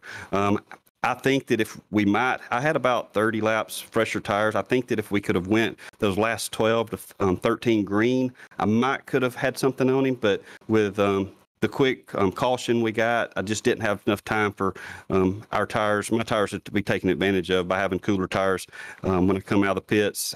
It takes a lap or two for them to come in. Mike could have had something for him if we'd went green, but to be honest with you, he was quick. I don't think we could have done anything differently. Yeah, he was definitely one of those guys when you come into a track like this and you dominate, you're like, how can I get around this guy? But talk to us about, going through this race. You started 11th. There was a little bit of chaos early. What did you see on the track through those 2 early cautions? And then how hard was it to navigate through the traffic as the green flag run went on? Well, first off, those two early cautions, getting through those was a key. They both happened right in front of me. We were able to get by them. That was probably the key to my finish. And once we started going, the field started getting spread out, and I could see that we were about 1.5 gallons short. So I really started saving at about lap 35. I started saving, and I knew it was going to be close, but we had enough to make it to the end. If I run my laps that we were running there saving. Josh pitted, came out, and he caught me, and I started running him hard, trying to keep him behind me for the lead. But I knew real quick that watching my mileage, I was not going to make it to the end if I kept racing him. So let him go at that time, and was going to just try to get a second because that was about the only card we had to play with the fuel mileage, and that would have worked out. But then we caught the caution, came down, got a few gallons of fuel, came out. Thought I might have had something for him if we could have stayed green. Just didn't get those green flag laps enough for the tires to matter. And just congratulations to Josh. He's a very good driver. He's very fast. He definitely is. But congratulations on your second place here tonight. I'm going to hand you over to Robert. But excellent job of getting yourself up there in a position to maybe win this thing almost. Thank you, Watt. I appreciate it. Brian, congratulations on the runner-up finish tonight. Obviously, a very strong showing by you. Entered tonight 10th in points. You must be feeling pretty good bouncing back from last week and being able to show your strength here tonight. Yeah, it was nice to come out and have a good solid run. We did have to play the strategy game. Some of those top 4 or 5 guys, they had a little bit more than we had tonight, so we had to play a little bit different card. We played the strategy card of fuel mileage, and it really paid off for us. Track position's king here. I don't like to use my bumper, and this track you've got to use your bumper if you're going to take a win here. Just about. So I feel good about it. Last week, Legends car, that's really not my cup of tea. We survived. We got through the race. Tonight, it was nice to come out and be competitive. Most definitely. And looking ahead to next week at the Five Flags Speedway, we're going to go super late model racing. How much experience do you have in that track and car combination? Probably my favorite car and track combination on the sim. And I love the super late model, love Five Flags. So these two races back to back are probably my 2 favorite races in the league we're going to be running this season. So I look forward to next week. I think we'll be semi-competitive. We've got some very fast drivers in here, but hopefully we can hold our own next week in the super late at Five Flags. Definitely think you can after seeing your performance here tonight at Martinsville. This is always a tough track, so coming home in second is a very good performance. But just before we let you go tonight, Brian, is there anyone you want to give a shout out to? Yeah, I'd like to also thank Brandon Evans. He ran me really clean there late. He could have put the bumper to me when he got to the inside right there at the finish. So I appreciate him running me clean. Good racing with him. But yeah, I'd like to definitely thank the guys over at Five Kings that I've been running with, Five Kings Motorsports. Thank Jeff and the Marconi guys for putting on the league for us. A lot of fun. We appreciate them giving us the opportunity to run here tonight. I'd like to thank you guys in the booth, especially. Going to enjoy watching the replay. So just thank y'all for everything y'all do for the league. We're looking forward to the rest of the Gauntlet. Absolutely. Congratulations once again on second place tonight, and we'll see you next week at Five Flags Speedway. Sounds great, Robert. Have a good week, bud. You as well. Wyatt, that was Brian Zimmerman, our third place finisher tonight. And now we're going to welcome up into the booth our third place finisher, Brandon Evans. And Brandon, to kick off this interview here, I have to ask you, how did you stay so calm all night long? We watched your camera and you just looked like you were so focused and you were just having a good time. Yeah, this is one of those tracks that you definitely have to get into a groove and keep your calm. The first two wrecks of the race, I was right behind both incidents. The first wreck, I almost chose the wrong path, but thankfully it opened up for me. But it's all about getting into that groove and just maintaining your composure, because you never know at Martinsville what's going to happen. That's exactly it. Martinsville, definitely one of the tougher short tracks out there. It seems to lean towards carnage rather than fantastic racing sometimes, but we saw some really, really good efforts out there by a lot of guys. You went incident free, which is next to unheard of here at Martinsville, but Yes. looking into the points coming from last week at the Legends Oval, you finished 21st at Charlotte in the points, and now tonight you're coming home third. How good does that feel to really bounce back? Yeah, the Legends race was really disappointing, because I wasn't even. I think we were a third of the race in, and I was flipping upside down. So I knew coming into this race that I was going to have to keep my composure. I was going to have to try to nail a qualifying lap, which I didn't do terribly on that. And then I knew I was going to have to avoid incidents and just manage tires and just kind of see how other drivers are managing their stuff. And Martinsville is just one of those tracks you can hit the apron and it's over, or you can burn your stuff up or slide and get loose. So I just knew that I was going to have a good Martinsville race going into Five Flags, another short track. So, the momentum was something that I'm really happy to have here. Most definitely. And, obviously you finished third tonight. Did you think you had something for Josh Cottle here tonight? Oh gosh, no. He was just wicked fast. I took 2 tires on that last pit stop. I was just trying to get past Carson Lucas, and just try to come away with the top 5 or top 3.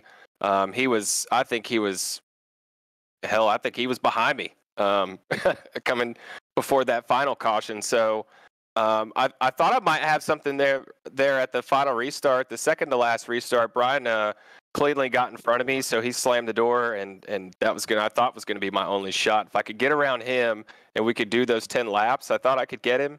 But then, another caution came out, so I knew that it was just all right. It's a race for Brian, because Josh has the advantage on the restart because he controls it. So.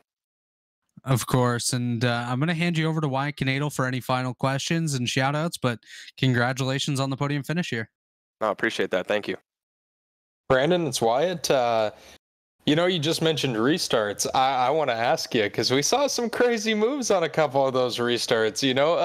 Talk to us about what you saw there to decide to dive low into turn 1 and how it almost worked for you on the last restart, but did work for you earlier in the race.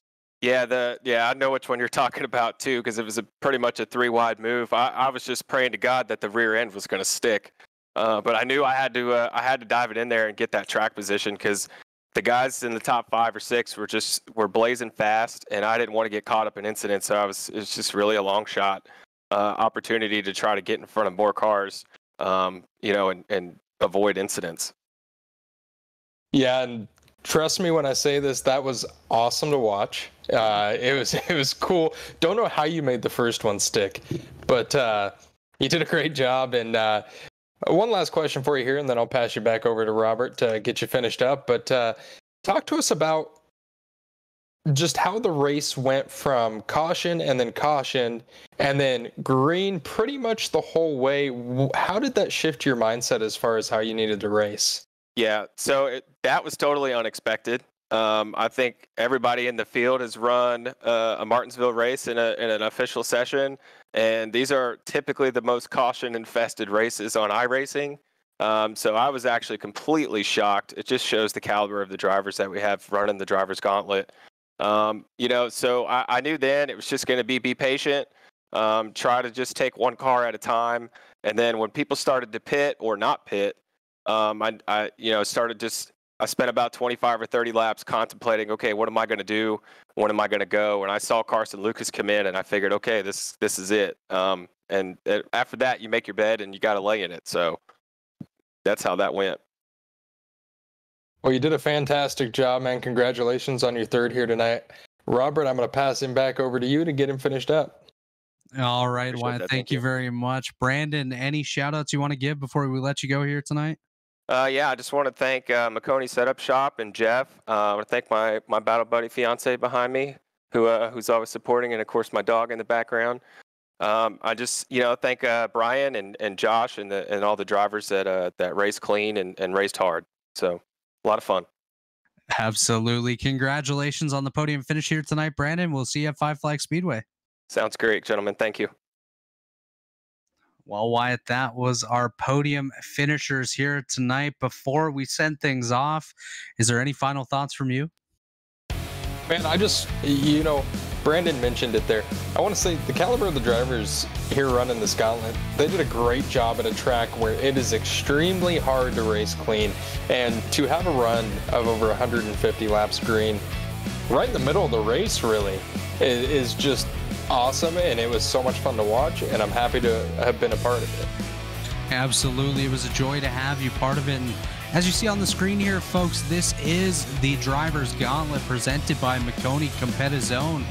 Tonight, we raced the late models here at Martinsville, round number 2. And next week, we head for round number 3, super late models at Five Flag Speedway, 300 laps there. Followed by the ARCA Series at Bristol, nice 200 lapper for $100 that race. First 3 rounds were $50 in purse money. Next week, the ARCA race, $100. NASCAR trucks at Knoxville, 150 laps on the dirt, $150 purse there. $150 for round number 6. NASCAR Xfinity at Charlotte, nice 200 lapper. And then we're going to wrap it up as these drivers will have worked their way up the ladder. $250 to win. That is the NASCAR Next Gens at Daytona. This is every Saturday night here on Maconi Entertainment. What a great series put on by Maconi Competizone. Be sure to check them out today. And of course, tonight we need to thank our race sponsor, Maconi Setup Shop. Visit MaconiSetupShop.com for all your setup needs, as well as our broadcast partner here, Maconi Competizone and Maconi Entertainment. Calling the action tonight was myself, Robert Hill Jr., alongside Wyatt Canadle in the booth, with our good friend Ryan Bauer producing. Did a great job tonight. Don't forget, round 3 of the Gauntlet is 1 week from today, February 4th. Super late model racing at Five Flag Speedway. As always, we would like to thank our viewers for tuning in for tonight's racing action. And a special shout out, of course, goes to the entire staff for their work in bringing this racing to you. Be sure to stay tuned to all of our social media pages, and we hope to see you at our next event. This has been a production of Maconi Entertainment, and we wish you all a good night.